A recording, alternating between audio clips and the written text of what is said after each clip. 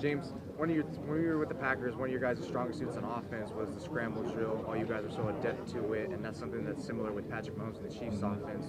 What is it about something that the secondary has to take into account for that they have to make sure, keep in the back of their head that's going to happen? Man, you got to understand that you might have to cover for 7, 8 seconds, man. And I think that's the best thing about the scramble drill is as a receiver, you know, if you playing on the playground, can't nobody cover you for 7 seconds. But if you playing on I'm double man.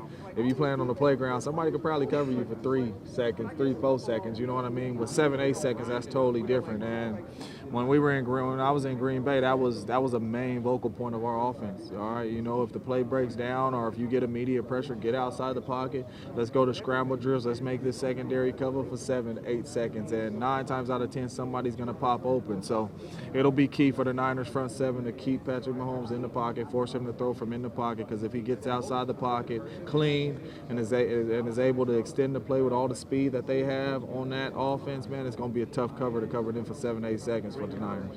Do you think that maybe like the best case would be the same thing as the Titans did with the spy? Because they do got a lot of speed at the linebacker position, like with Drake Greenlaw, who can easily come in like a speeding bully. I think maybe that's the best case. So the moment he breaks from that pocket, just shoot in there so he doesn't have time to find an open receiver. Well, no, because you're talking about a special passer too.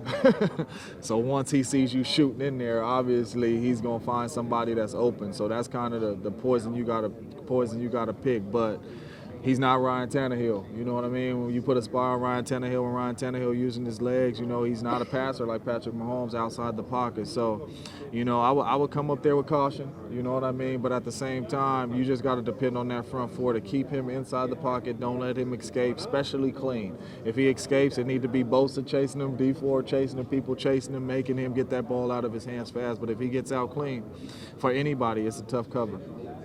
As Derek Carr's favorite receiver. There we go. There we go. Just when you think of that relationship and the amount of time you had with him, for him to still call you that. Yeah. I mean, it's unbelievable, man. DC, my little brother, man. I always used to tell him in the huddle, man, get Boobie the ball, man, if we want to win, man. But he's a special QB, man. I call him Baby A-Rod for a reason, man. It's the flick of the wrist, man. And I tell people all the time, you get the right pieces around him, eventually the Raiders will be in this game. I know he takes a lot of heat out there for everybody coming up to him. Oh, he don't do this, he don't do that, he don't do this. I tell people all the time, man, Tom Brady won 6 Super Bowls. Out of five of those 6 Super Bowls, he had a top 5 defense. Right. Not top 10, a top 5 defense. You know what I'm saying? Like, people need help around them. Aaron Rodgers been to 1 Super Bowl. Aaron Rodgers had a 15-1 season. The difference in those seasons, top 10 defense. You know what I'm saying? As special as he was, like, you gotta have help around these people. Everybody wants Derek Carr to just put it on his right arm and take the Raiders to the promise. No, he needs help. You know what I mean? But the right pieces around him, man, and especially put a defense around him. I mean, he's a special QB. I wish I had longer with him. I feel like we had a lot of work left to do, man. I feel like our chemistry was coming. People really couldn't guard us like that. Mm-hmm. He kind of knew what I was thinking. Obviously, Jack Del Rio thought otherwise, but but that's the name of the game. But I wish I would have had more time with him, man, because he's a special QB. I got 2 more for you. Just when you think of Super Bowls, you're no stranger to it. Even whether you're playing in it or going around, it just seems to evolve. Does it amaze you just how bigger and bigger and bigger this event gets? It's crazy, man. I was in the car over here with David Carr, and I'm like, man, when I played in it, I had no clue it was this big.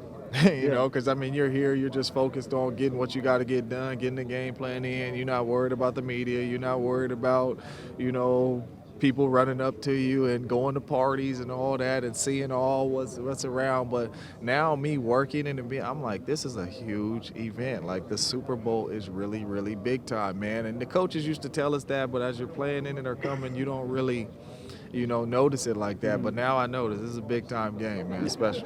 And then finally, I mean, I think NFL fans, whether they're fans of the Chiefs or the Niners, they kind of got what they were looking for, I mean, in terms of a matchup.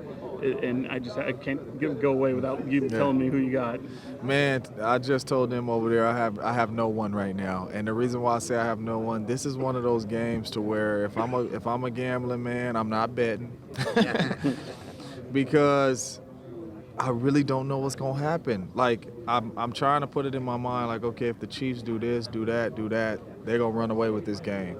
And then I'm like, but even if they do that, and the Niners do this, do that, they could still possibly win. Or if the Niners do this, do that, But the Chiefs could still possibly win if they do that, and the Niners do that. So I really don't know how this game is going to play out. This is one of them games where I told my wife I am going to come home early, get on the couch. I don't want to go to no Super Bowl parties or nothing. I want to sit over there, have me a nice plate of food, and I want to watch this game because this is going to be a good one. Pleasure talking to you. Good to see you again, man. Thank you.